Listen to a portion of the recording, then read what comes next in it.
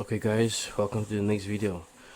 So since we wired up our radio and our speakers and you want more sound, you're looking for that bass. So what do? Okay. So you buy yourself a wiring kit. The wiring kit comes with a red power cable, black power cable, a remote cable, a speaker cable. That speaker cable can use for your subwoofer, your RCA leads, a fuse and a fuse holder, and a couple of terminal connectors and cable ties. Okay, next thing you will need is an amp. So what does an amp do? An amp powers up your subwoofer. Okay, so at the back of your radio, that is where you will fit your RCA leads or your RCA cables into it, and that will go at the back of your amp. Okay, so now you need to wire in your amp. So all you need to do is connect your fuse onto your cable and connect your power cable.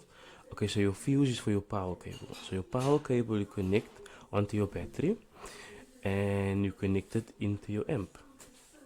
Right. And in same with ground, you ground your ground wire to your chassis or to your battery.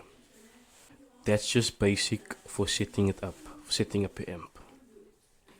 So linking up to your car battery, it might drain your battery. There's a couple of ways that you could get around that. You could run another alternator, but if you don't have space, you don't want to be so mechanical or so technical on it, you could add another battery to your system, right? You could put your battery right next to your amp in your boot. So as you could see per diagram, you have your ground, which is connected to the chassis. You have a remote turn on, which is connected to your deck on the blue wire. And then you have your power cable going on the fuse and then going onto the battery. So the good practice is always keep your fuse nearby to your battery. And then your speaker wire, obviously positive, negative, goes to your subwoofer. And that's simple. It's very basic, very simple. Please remember as well to use each ring, to use soldering when you terminating the power cables, and use connectors as well, because you obviously want to be most safe as you can be when wiring up your system.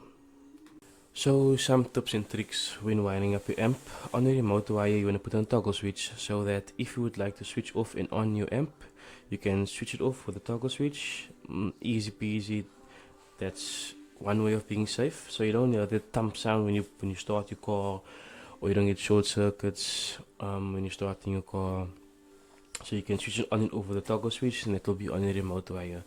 And then when wiring on your second battery, you can get an isolator, so that you could power up and charge your secondary battery. In the next video, I'll be showing you two videos, or let me say two diagrams.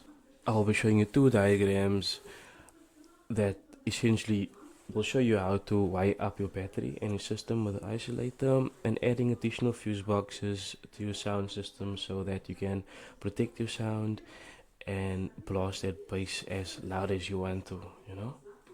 And the two diagrams that I'm going to show you essentially just separates your sound system from your main car system, so that you don't drain your main battery, or you don't use too much power from your main car system.